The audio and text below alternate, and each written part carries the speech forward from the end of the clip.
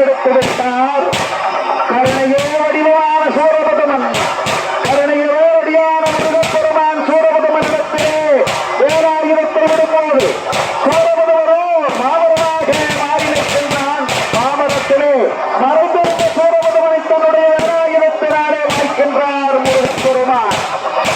அந்த மாமரமோ சேவலும் மயிலுமாக மாறுகிறது.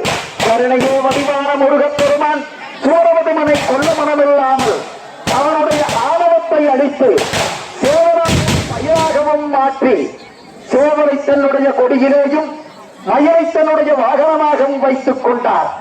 இதுதான் கந்தபுராணம் நமக்கு சொல்லுகின்ற முருகப்பெருமானுடைய வரலாறு.